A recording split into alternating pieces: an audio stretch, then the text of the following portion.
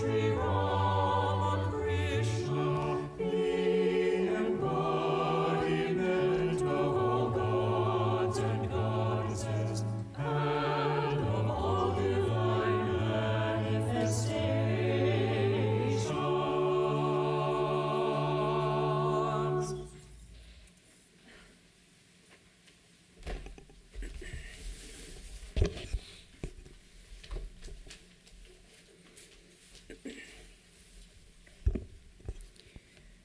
Om Bhaktir Bhagascha Bhajanam Bhavabhedakari Gacchantyalam Suvipulam Gamanaya Tattvam Vaktrodrito Piridaye Name Bhati Kinchit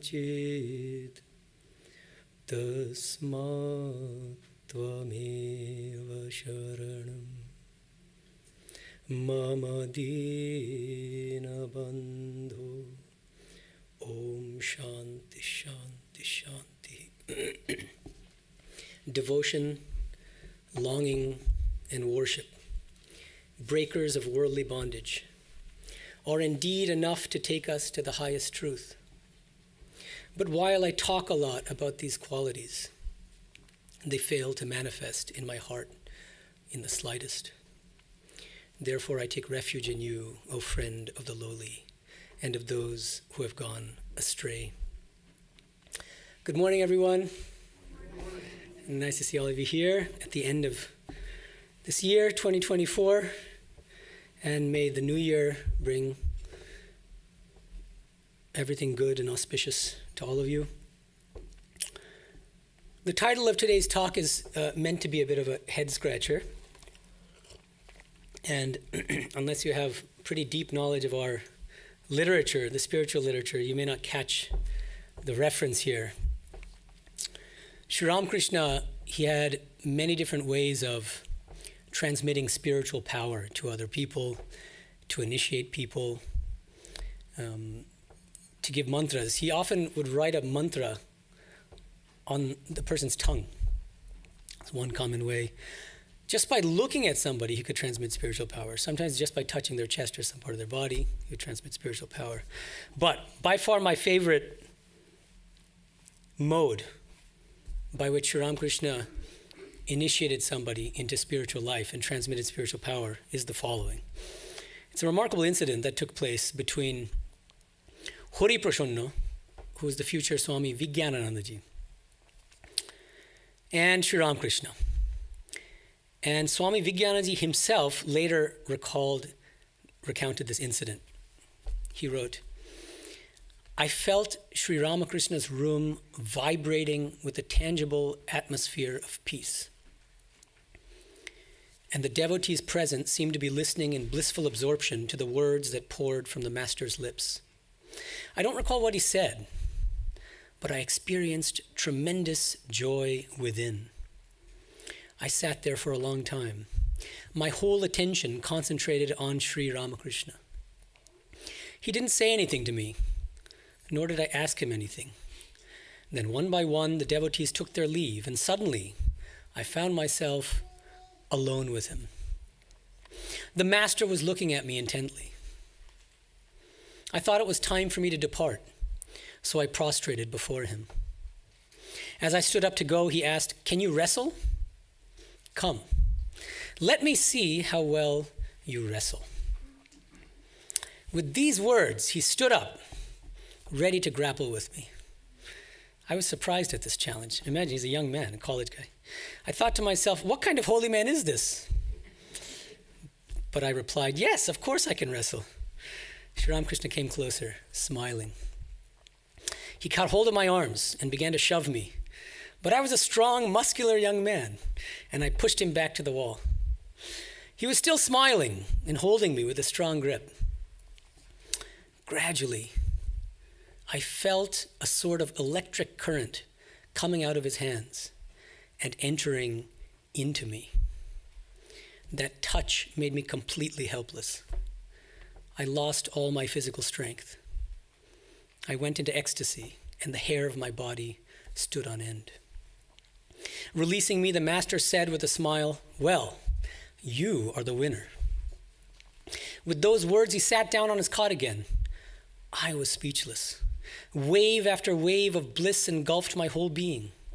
I was pondering the fact that the master had not won physically, but his spiritual power had completely subdued me. Some time passed. Then the master got up from his seat. Patting me gently on the back, he said, "Come here often. It is not enough to come once." Then he offered me some sweets as prasad, and I returned to Kolkata. For days, the spell of that intoxicating joy lingered, and I realized that he had transmitted spiritual power to me. This might be the first case in recorded history of spiritual initiation by wrestling. But I open with this because I think that this incident, this remarkable incident that took place between Hari Prashanna and Sri Ramakrishna, this physical wrestling, how it really serves as a perfect metaphor for all of us. Any sincere spiritual aspirant who believes in God, the divine in some form, at some point in their spiritual life, they have to wrestle with God. They have to wrestle. What do I mean by that? Wrestling takes many forms. Intellectual wrestling, philosophical wrestling, spiritual wrestling, emotional wrestling. When you lose a loved one, then whom do you call on? You call on God, but sometimes you might blame God. Why did you let this happen, oh God? What did I do to deserve this? Comedic wrestling, you find that in the gospel too. Sometimes people try to defeat Sri Ramakrishna in humor, but they lose usually most of the time. But the paradox here, another reason why I think this wrestling metaphor is so useful, in order to wrestle somebody, you have to hold that person. You have to come close to the person. You have to grapple with that person.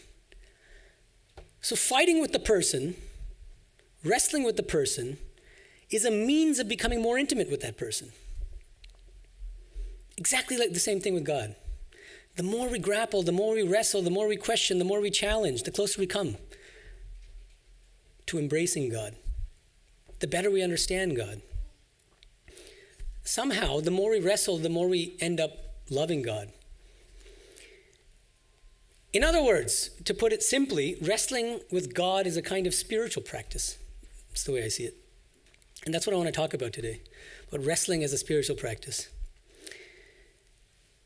There are many instances of Sri Ramakrishna's visitors, disciples, wrestling with Sri Ramakrishna in various ways, and you can think of your own favorite examples. I'm going to just give a couple because I have limited time here.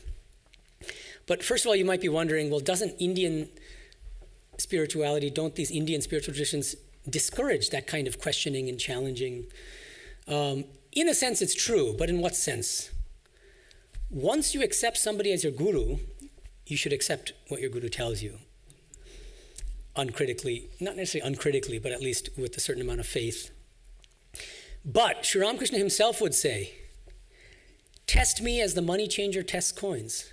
Before you decide to accept a guru, watch him by day and night. So first of all, there's an important distinction to be made between a time before you accept somebody as your guru, when you can question away, challenge away, wrestle as much as you want, and then after you accept somebody as your guru. And the attitude should change to a certain extent. Even that, though, it's not so cut and dried as that, if we're honest with ourselves. Uh-oh.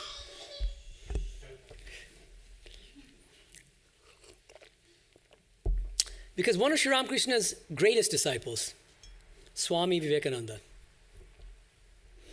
he wrestled with Sri Ramakrishna. He was a legendary wrestler. I mean, of all the wrestlers in our tradition, I think he's the greatest, the Arnold the Giant of spiritual wrestlers. It's a very dated reference, sorry. Even after he accepts Sri Ramakrishna as guru, he continues to wrestle. He almost never stops wrestling. But when he does, it's total submission, complete surrender. And ironically, Sri Ramakrishna loved him the most because he was the best wrestler, because he wouldn't just accept what he said. Sri Ramakrishna would say, when peasants go to market to buy bullocks for their plows, they can easily tell the good from the bad by touching their tails. On being touched there, some meekly lie down on the ground. The peasants recognize that these are without mettle, M-E-T-T-L-E, and so reject them. They select only those bullocks that frisk about and show spirit when their tails are touched. Narendra, meaning Swami Vivekananda, is like a bullock of this latter class. He is full of spirit within. Sri Ramakrishna loved Naren's feistiness. He loved it. Praise him in front of others and saying, he's better than all of you. And yet he's the one who was challenging it at every step. There's something to learn from that. So let me begin by mentioning a few of the ways that Naren, the young Swami Vivekananda, wrestled with Sri Ramakrishna. And then I want to also touch on some other people's wrestlings with Sri Ramakrishna. One of the most well-known, so I'll say it only briefly, is Naren noticed that Sri Ramakrishna would say, I can't even touch any metal, because if I do my hand twists, I feel like I'm bit by a scorpion. He's doubtful. So what does he do? He hides some coins under Sri Ramakrishna's mattress when he's not looking, and then observes. What's he going to do? Sri Ramakrishna doesn't know that there are coins under his bed, or maybe he does. The Lord knows what they did. But the point is, he didn't know through any normal means. He went to sit on the mattress. The moment he sat on the mattress, what happened? He jumped up in great pain, as if a scorpion had bit him. And he said, what is this? What is this? And then he finds out that there are coins hidden under his mattress. So this is one of the early tests, the early ways that Sri Ramakrishna, that Swami Vivekananda, Naren, wrestled with Sri Ramakrishna. And there's something to learn from this, right? Especially these days. We have, everyone and their mother seems to be everybody wants to be a guru. Nobody wants to be a disciple. And with YouTube, gurus are proliferating.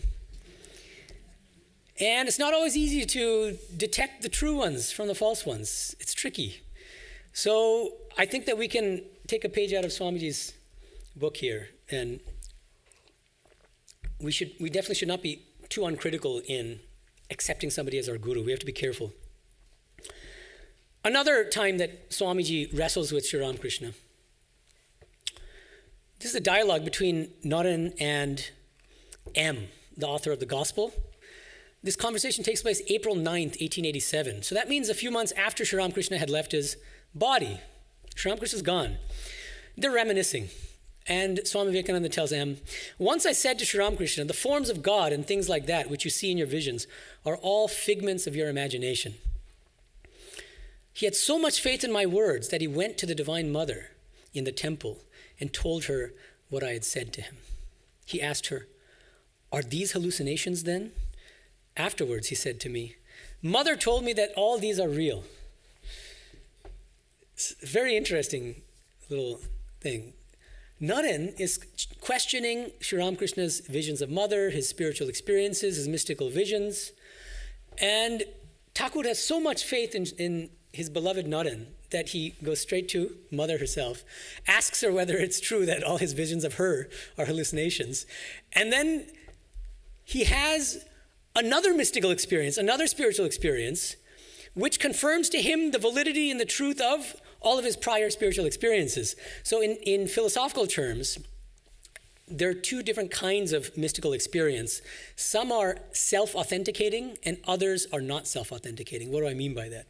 A self-authenticating mystical experience is one by the very having of which you can't possibly doubt its validity, its authenticity.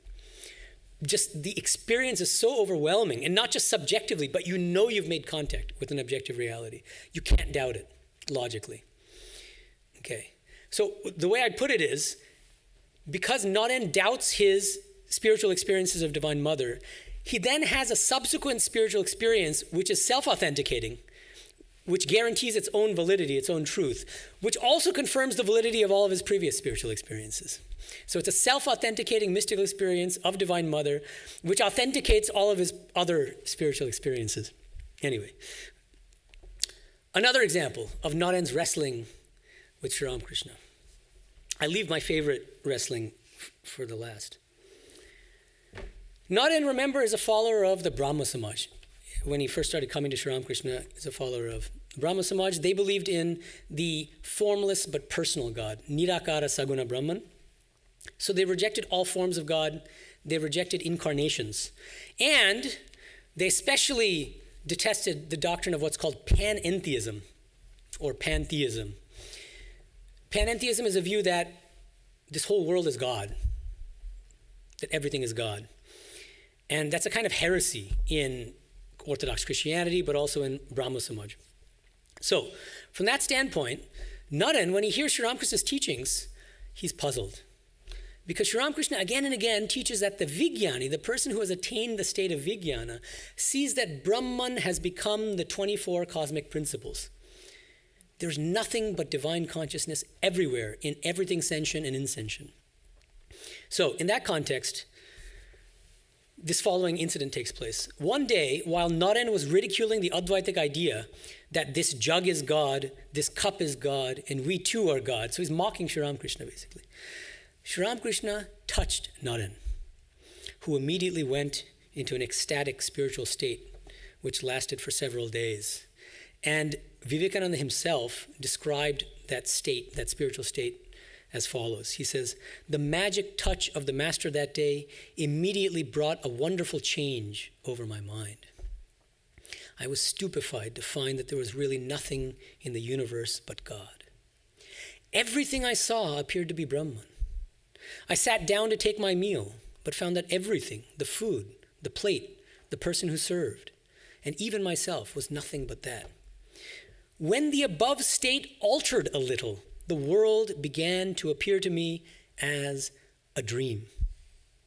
This state of things continued for some days. When I became normal again, I realized that I must have had a glimpse of the Advaita, the non-dual state. Then it struck me that the words of the scriptures were not false. Thenceforth, I could not deny the conclusions of the Advaita philosophy." It's an extraordinary passage. No amount of intellectual, convincing argumentation from Sri Ramakrishna was enough to convince Naren to move away from his Brahma Samaj philosophy, his ideology that God is strictly formless, that God cannot manifest as this world. Until Sri Ramakrishna finally gives him that highest spiritual experience. But what's striking about this passage, Vivekananda's own recounting of the spiritual experience, it actually is a combination of two different kinds of non-dual spiritual experience. If you notice, if you look at it carefully. The first spiritual state is what Sri Ramakrishna used to call Vijnana. He saw everything as Brahman. Every name and form is Brahman. Literally the food that's being served by his mother on the table. He can't eat it because he sees Brahman. I don't want to eat Brahman. Some people, you can eat Brahman, it's tasty. But then what happens? He says, when the above state altered a little, the world began to appear to me as a dream. This is extremely interesting. Two different non-dual spiritual states. First one is a non-dual state of Vijnana, where you see even names and forms are nothing but Brahman. Then the state alters a little. Then he has a different kind of non-dual spiritual experience, which Sri Ramakrishna calls jnana. This is the realization that this world is an illusion. It's an appearance. It's a dream. That's why he says, when the above state altered a little, the world began to appear to me as a dream. And what's interesting, there are many things that are interesting here. Sri Ramakrishna, when he would teach about these two different spiritual states, he would usually say that Jnana pore Vijnana, which means after Jnana comes Vijnana. First you attain the stage of Jnana, in Nirvikalpa Samadhi, you look upon this world as a dream. Then you attain Vijnana and you see that all even names and forms are real manifestations of blissful Divine Mother. For Swamiji, with a single touch from Sri Ramakrishna during one of his wrestling bouts, Sri Ramakrishna gives him the two highest non-dual experiences, one after another, but in reverse order. Vijnana followed by Jnana. And it completely changes his life. It revolutionizes his outlook. He's then inspired to teach practical Vedanta, which stems from Sri Ramakrishna's teaching Shiva Jnana Jiva Seva. Serve others in a spirit of worship by seeing the same divine in everyone. And he taught non-dual philosophy, but one that doesn't reject this world as unreal. So we see the fruits of his wrestling. Naren, Swamiji also repeatedly doubted that Sri Ramakrishna was an incarnation. There's so many people at the time, during Sri Ramakrishna's lifetime, who fully embraced Sri Ramakrishna as God. Girish Ghosh is one of many examples, but Ramchandra Datta, who was a cousin of Naren, and many others. There are many people that accepted it. Now, April 21st, 1886, just months before Sri Ramakrishna leaves his body, Naren tells M, I want truth. The other day I had a great argument with Sri Ramakrishna himself. Naren's almost boasting about it. M, smiling, what happened? Narendra, he said to me, some people call me God. I replied, let 1,000 people call you God, but I shall certainly not call you God as long as I do not know it to be true. He said, whatever many people say is indeed truth. That is dharma. Thereupon I replied, let others proclaim a thing as truth, but I shall certainly not listen to them unless I myself realize it as truth. Even months before Sri Ramakrishna leaves his physical body, he refuses to accept that Sri Ramakrishna is an incarnation. Until what happens? A few days before Sri Ramakrishna finally shuffles off his mortal coil, August 1886, they're in the Kashipur garden house. Naren is sitting by his side. His master Sri Ramakrishna, completely emaciated, could barely speak. And Naren thinks to himself, if in this condition, on his deathbed, he can tell me that he's God, then I'll believe him.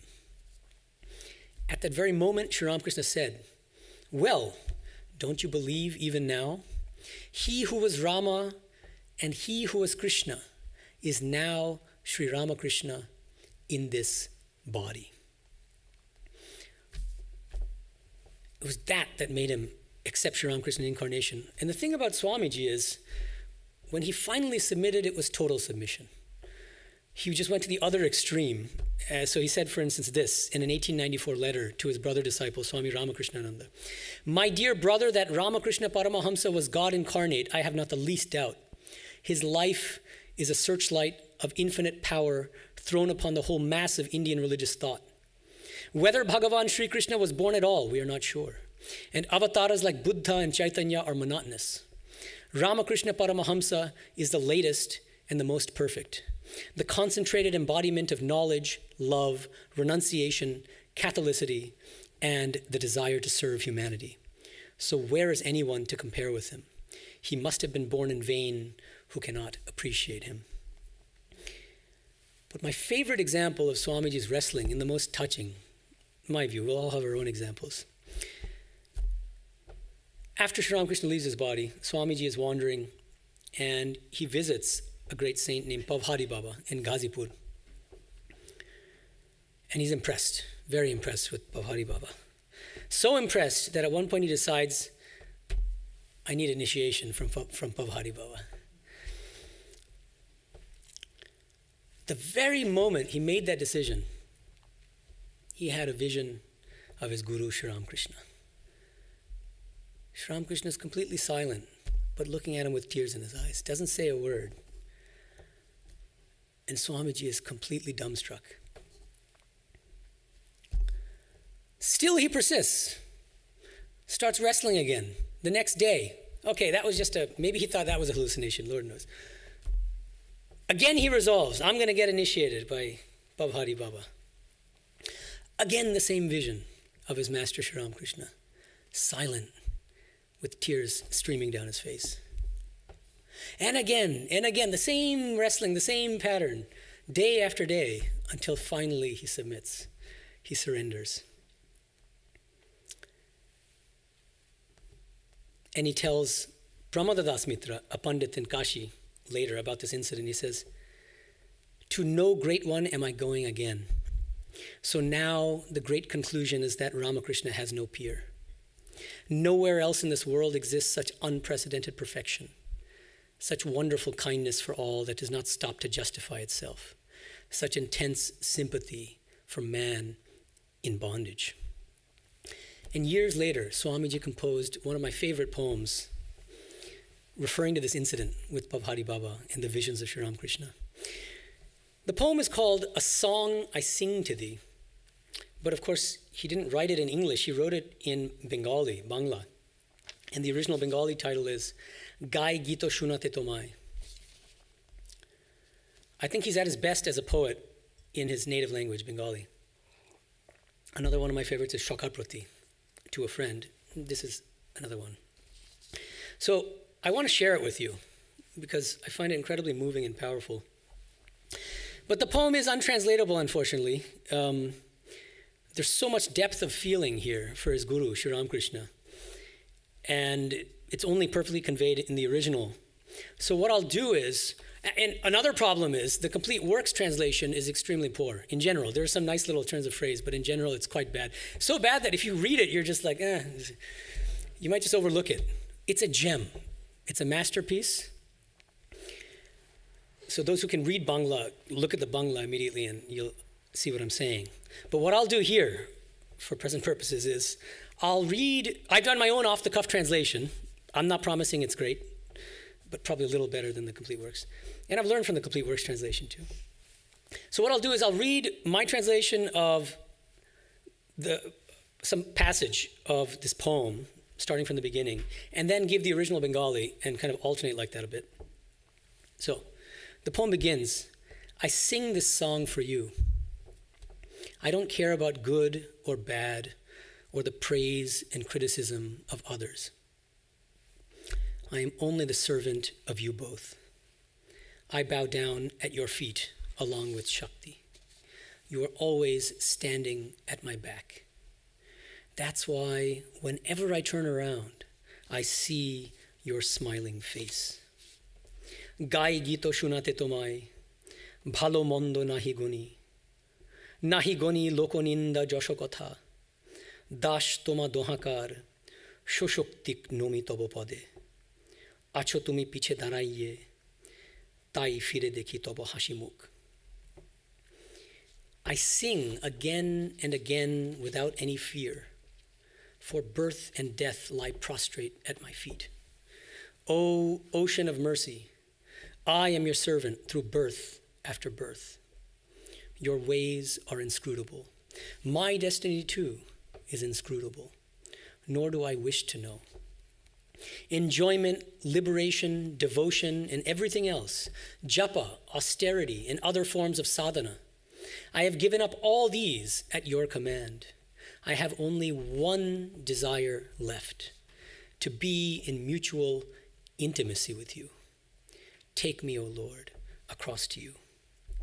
Fire fire gai, kare na dorai, janma mrittu mor podotole. Dash tobo janame janame doya nidhe, tobo goti nahi jani, momo goti tahao na jani, keba chai jani bare. Bhukti, mukti, bhukti adi joto, jop, top, sadhon, bhajan, agga tobo, diyechi taraye, ache matro jana jani ash, tao prabhu koro par. You are my very eyes. I see you in everything. I'm like a little child playing. Sometimes I even get angry with you. Even at times, I wander far away from you. Yet there, in the grayest gloom of darkest night, you stand, looking at me, with speechless countenance and tearful eyes. Then, instantly, I turn back to you and fall at your feet. But I don't ask you to forgive me, because you can never be angry with your son. Who else but you would bear with my impudence? You are my master. You are my soulmate. I sometimes see that I am you, and you are me. Tumi akhi momo, tobo roop shorbo ghote, chele khela kori tobo shone, kobu krodh kori toma pore, jete chai dure palaiye, shiore daraiye tumi rete, nirbak anon chol chol akhi, chaho momo mukhopane. Omni je firi, tobo paye dhori, kintu khoma nahi magi, tumi nahi koro rosh, putro tobo, onno ke shohibe progol bhata, প্রভু তুমি Pran shokha tumi mor, kobu dekhi ami tumi, tumi ami. Years later, when Swamiji looked back on all of his struggles with Sri Ramakrishna, his wrestlings, the various ways that he wrestled with Sri Ramakrishna, he was talking to Nivedita, Sister Nivedita, his own disciple, and said, "Let none regret that they were difficult to convince. I fought my master for 6 years with the result that I know every inch of the way, every inch of the way." And he said, "How I used to hate Kali in all her ways." Very strong language. "That was my 6 years fight because I would not accept Kali, Nivedita. But now you have accepted her specially, have you not, Swami? I had to. Ramakrishna Paramahamsa dedicated me to her. And you know, I believe that she guides me in every little thing I do and just does what she likes with me. Yet I fought so long. I loved the man, you see, and that held me. I thought him the purest man I had ever seen, and I knew that he loved me as my own father and mother had not power to do. His greatness had not dawned on me then. That was afterwards when I had given in. At that time, I thought him simply a brain-sick baby, always seeing visions and things. I hated it. And then I had to accept her too." I could go on talking about Swamiji's wrestlings, but I want to talk about a few other people's wrestlings with Sri Ramakrishna. This is lesser known. Only those who have really studied the whole gospel carefully will know this. September 14th, 1884. It's, to me, one of the most touching incidents in the gospel. Very subtle, but very touching. Somebody visits for the first time, a newcomer. He's from Konnagar. And he looks about 50, and M adds, he seemed to have great vanity of scholarship. Okay. Pointing to the sadhaka from Konnagar, a devotee said to the master, "Sir, he has come to visit you. He has some questions to ask." So this guy's ready to wrestle. The sadhaka was seated erect, his chin up. Like a wrestler has to get in the pose, right? Sadhaka, "Sir, what is the way?" Master, "Faith in the Guru's words. One attains God by following the Guru's instructions step by step. It is like reaching an object by following the trail of a thread." Sadhaka, "Is it possible to see God?" Master, "He is unknowable by the mind engrossed in worldliness. One cannot attain God if one has even a trace of attachment to lust and greed." And then he goes on, Sadhaka, "But the scriptures say, from him words and mind return baffled. Yato vacho nivattante apraapya manasa saha." He's quoting from Taittiriya Upanishad, trying to best Sri Ramakrishna in battle. "He is unknowable by mind and words." Sri Ramakrishna, "Oh, stop. One cannot understand the meaning of the scriptures without practicing spiritual discipline.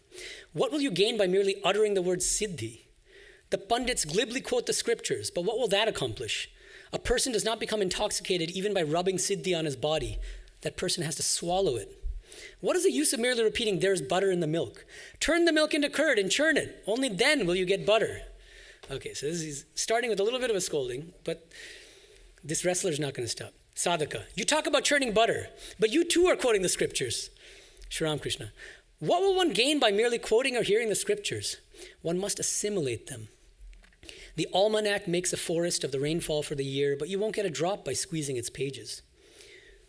Sadhaka, "You talk about churning butter. Have you done it yourself?" Master, "You don't have to bother about what I have or haven't done. Besides, it is very difficult to explain these things to others. Suppose someone asks you, 'What does ghee taste like?' Your answer will be, 'Ghee tastes like ghee.' To understand these things, one needs to live with holy men, just as to understand the pulse of bile, of phlegm, and so on, one has to live with a physician." Sadhaka, "There are some people who are irritated by others' company." Master, "That happens only after the attainment of knowledge, after the realization of God. Shouldn't a beginner live in the company of holy men?" Then M writes, "The sadhaka sat in silence a few moments. He's fuming. Then he said with some irritation, 'Please tell me whether you have realized God. either directly or intuitively. The Bengali here, it's interesting. Pratyakha or anubhav. They mean the same thing, direct spiritual experience. You may answer me if you are able, or you may keep silent if you wish. He's telling them to shut up. All right. Sri Ramakrishna said with a smile, what shall I say? One can only give a hint. Then the sadhaka, then tell us that much. Sri Ramakrishna doesn't say anything. Naren starts to sing. And he starts singing. And he was an amazing singer. O Lord, must all my days pass by so utterly in vain? Down the path of hope I gaze with longing day and night. Then M writes, the sadhaka closed his eyes in meditation as he listened to the song. It was 4:00 in the afternoon. The rays of the setting sun fell on his body. Sri Ramakrishna quickly opened an umbrella and placed it near the door so that the sun might not disturb the sadhaka. It's a very touching little moment here. This little gesture of love. This furious, egoistic, arrogant newcomer who's calling him names, criticizing him. Sri Ramakrishna with a smile and with boundless love. The moment he sees that the sun is on his body, he takes the umbrella to protect him. That's this first wrestling move to subdue him, but he's not done. Naren keeps singing another song. Sweet is thy name, O refuge of the humble. It falls like sweetest nectar on our ears and comforts us, beloved of our souls. And the song goes on. Then, listening to the song, Sri Ramakrishna goes into samadhi. M writes, at first his fingers, especially the thumbs, began to tremble. The devotees from Konnagar had never seen the master in samadhi. Seeing him silent, they were about to leave the room. Bhavanath said to them, why are you going away? This is his samadhi. The devotees resumed their places. So the ultimate stranglehold here was what? He finally answered that arrogant sadhaka's question, but not in the form of a verbal answer, but by showing him what it looks like for somebody to be in the state of samadhi. Because he knew that this guy was so puffed up with pride and so stuck in his head. If he gave him an answer, yes, I've realized God, he would still argue, how do you know you've realized God? And then it would go on. Show him, and he did it. Another example of wrestling with Sri Ramakrishna. Very beginning of the gospel. The second time M ever meets Sri Ramakrishna. M is very learned. He's got multiple master's degrees, thinks pretty highly of his knowledge, and looks down on people who engage in idol worship and has a bit of a superiority complex about it. Sri Ramakrishna, without asking him, he knows, he can tell. So Sri Ramakrishna asks him, well, do you believe in God with form or without form? M, rather surprised, said to himself, how can one believe in God without form when one believes in God with form? And if one believes in God without form, how can one believe that God has a form? Can these two contradictory ideas be true at the same time? Can a white liquid like milk be black? So M, that's all his soliloquy, thinking to himself. But then he says, sir, I like to think of God as formless. Master. Sorry, I meant interior monologue, so he's not saying it verbally. Master, very good. It is enough to have faith in either aspect. You believe in God without form. That is quite all right. But never for a moment think that this alone is true and all else false. Remember that God with form is just as true as God without form, but hold fast to your own conviction. The assertion that both are equally true amazed M.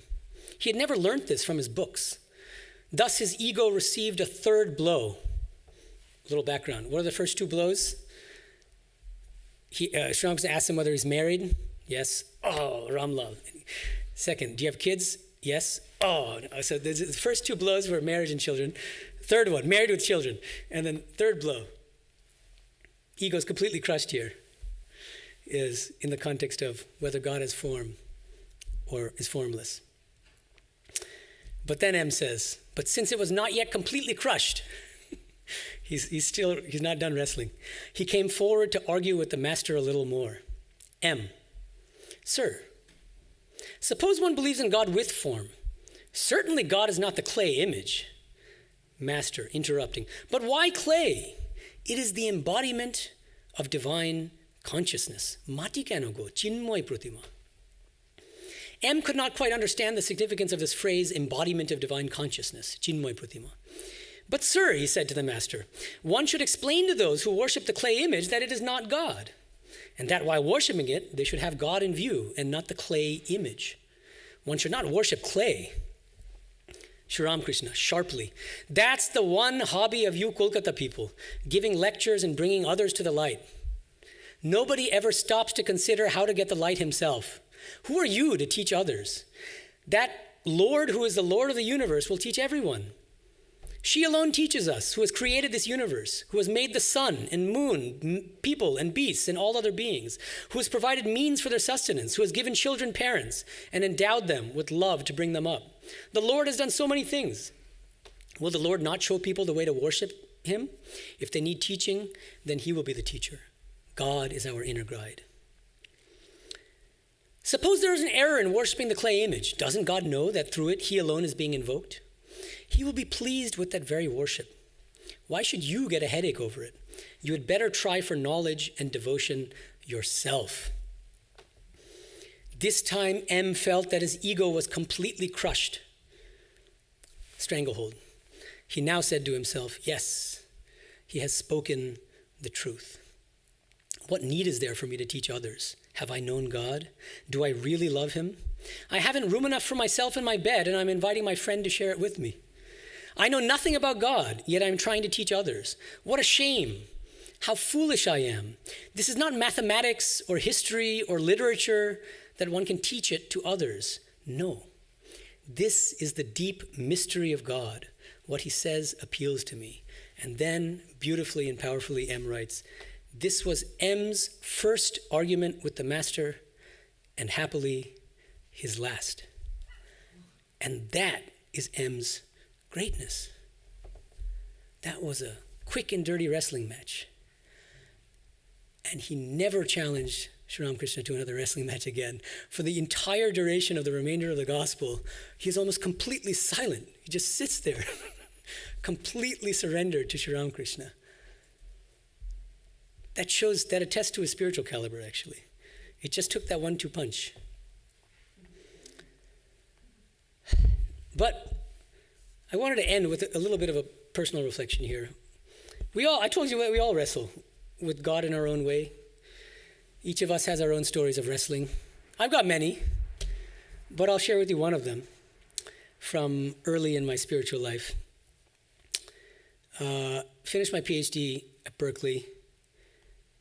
And throughout grad school, I was an agnostic, mostly, but a spiritual seeker. An agnostic spiritual seeker, but for some reason, now I know it's past life samskaras, an agnostic spiritual seeker who wants to be a monk in India. It's weird. It was weird. Don't ask me. But I knew it. I'm agnostic. I'm a spiritual seeker. I told my friends at the time, I told my doctoral advisor, my supervisor, Charles Lautier, I said, I'm going to finish my PhD, move to India and be a monk. He's like, yeah, right. So anyway, that was my mindset. I hadn't read one word of Vivekananda, Ramakrishna, anything. I read the Gita in translation. I hadn't studied Sanskrit until later in grad school. But my first love, so when I first discovered Swamiji, I think it was Raja Yoga, and I loved it. I fell in love with his way of thinking. And you can see why. As an agnostic, I don't know, those of you who have read Raja Yoga will know this, because he's speaking to skeptics, Western materialists, skeptics, agnostics, atheists. It's very powerful. It really resonated with me. And then, for me, the 1-2 punch. I discovered Swami Nikhilanandaji's biography of Swami Vivekananda, and it's an incredible biography. I recommend it to anyone who hasn't read it. And I was so taken with Swami Vivekananda's life and teachings that I immediately ordered the 9-volume complete works from India, from Kolkata Advaita Ashrama, and I'm sitting in California. And the cost of the shipping was more than the cost of the books themselves, because Indian books are cheap. And I just devoured the 9 volumes in grad school. And I fell in love with our tradition, but specifically through Through Swamiji. Vivekananda really was my first love, my first entry. And it just strengthened and reaffirmed my desire to be a monk in India. So the way I'd put it is this. If we were to think about the Holy Trio, I would say Swamiji hits you over the head with a sledgehammer. Holy Mother wins you over with her affection, her motherly love. But what about Sri Ramakrishna? He casts a spell over you imperceptibly. It's like a gentle breeze. I don't know. That's the way I see it. It was like that for me. So my first love is Swamiji. I'm an arrogant grad student, and I finished my PhD. Now I've learned Sanskrit. I come down to Southern California here, because my parents are living in Calabasas at the time. And I find out that there's a very senior Swami here in the Vedanta Society of Southern California, and this is 2009, named Swami Swahananda. He's 89 or 90 years old at the time. Disciple of Vivekananda, the same Vivekananda who wrestled with Sri Ramakrishna. And I said, I've got to meet this Swami and get his blessings before I go to India. So I come here. I think I attend an arati, and then I go to his room, I do pranams. He asks me about my background. I give him a very quick little background, like a minute or two. And then he looks at me and says, I will give you initiation. And at first I was hesitant because I wanted initiation from India. I was thinking of getting initiated in Belumat. And so I was kind of hemming and hawing. Let me think about it. And then I come home, and I'm talking to my uncle, who's a spiritual aspirant in a different tradition. And he says, are you crazy? There's a senior monk who's a disciple of one of the direct disciples of Sri Ramakrishna who's offering to give you initiation, and you're hesitating? Go, and your birthday's coming up. Ask him to give you initiation on your birthday. A little added bonus. So then I did. I asked him, and I said, can you give me initiation on my birthday? He said, yeah. And Swananji, actually during the courting period, when Swananji was still trying to convince me to get initiated by him, he said, see, in India, Diksha, initiation, is a group affair. It's a group of 50, 100, a mic is involved. Here it's one-on-one, so he's really trying to sell it. So he won me over eventually. I get initiated, but my wrestling with him isn't over. With my guru. Now he's my guru. I accept him as my guru. But I continue to wrestle. Remember, my love is for Swamiji. And now I'm given a mantra. What mantra is it? Ramakrishna mantra. Kind of a letdown. It's not what I was expecting. So I'm doing it, but then I'm like, Okay, so then, after a couple days, I have the temerity to email my guru. It's email, so it's even worse. And I say, so, can you give me the Vivekananda mantra? And thankfully, I got no reply. He just didn't respond. He knew me better than I knew myself, honestly, because I was really arrogant with him. And I said, one day he said, when you go to India, obviously you just got your PhD, you're going to hit the ground running. Work in one of our educational institutions. You can teach, you can do academic work. I said, I'd rather sweep floors than do academic work. And then what happens, ironically? I end up joining at Vivekananda University, and I was a professor of philosophy for 11 years there. And so in this case, too, I just think my guru just knew me better than I knew myself. And he knew. Right now, yeah. Swamiji is the great fisherman. He reels you in. But you're going to come around to Sri Ramakrishna. And it's exactly what happened. So thank God that the mantra wasn't changed. I kept with it. And Sri Ramakrishna has become the center of my spiritual life, my love, my spiritual practice. And even now, I'm only just beginning to appreciate the greatness of Sri Ramakrishna, his boundless love, his acceptance, his forgiveness of our mistakes and lapses. He tells a story about an eggplant seller. He says, one day a diamond was taken to an eggplant seller. The eggplant seller says, I can give 9 seers of eggplants in exchange and not one more. The eggplant seller has no idea what the value of this diamond is. We're all kind of that eggplant seller to varying degrees here. We have no idea of the priceless treasure in our hearts. Only a jeweler can appreciate the true value of a diamond. Sri Ramakrishna says, when the diamond was finally taken to a jeweler, the jeweler looked at it, took one look and said, I'll give you 100,000 rupees. We're all trying to be that jeweler, and we're all struggling, and we're all wrestling to get to the point where we become that jeweler. And in the process, we'll wrestle with him. We'll fight with him. We'll criticize him. We'll call him a brain-sick baby. Swamiji came up with some of the best names. Brain-sick baby, megalomaniac. Dr. Sharkar, the homeopathic doctor, once called him, very patronizingly, a child of nature. You're a child of nature, you see. Why do you let people touch your feet and this and that? We call God names. We challenge him. We get angry with him. But in our long, winding spiritual journey, we who are Sri Ramakrishna's prodigal children, and we might sometimes turn away from him. We might stray from him. We might turn our backs to him, like in the beautiful poem of Swamiji's. But eventually, sooner or later, we'll come back to him.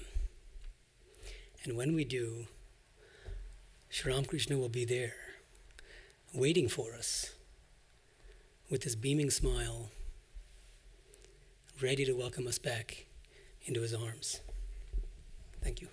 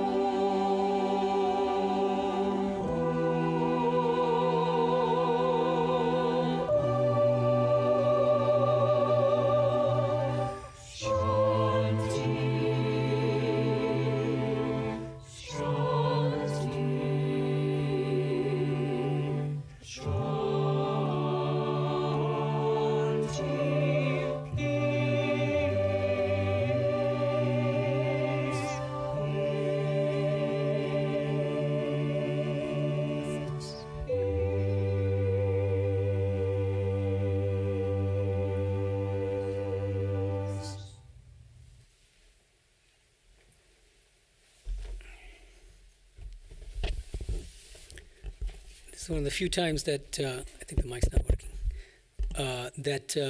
I finished the talk before 12 p.m., and I don't have a bulletin on me, but I think Atma Vedantaji is going to make the... Okay, so first of all, there are refreshments outside. Are they outside or in the White House? Anyway, they're outside. There's a Q&A now in the greenhouse living room, but I'll be greeting you first right here, and then hope to see you guys in the Q&A. Thank you, everyone. Oh, and so Madha's going to make the announcement. Opening lecture for 2025 will be for Radhika Sevapranas, and her topic is, Who Am I? So if you know, please come and let her know. Little joke. Okay. Thanks, everyone. Om Shanti Shanti Shanti. Hari Om Tat Sat. Shri Ramakrishna Arpanamastu.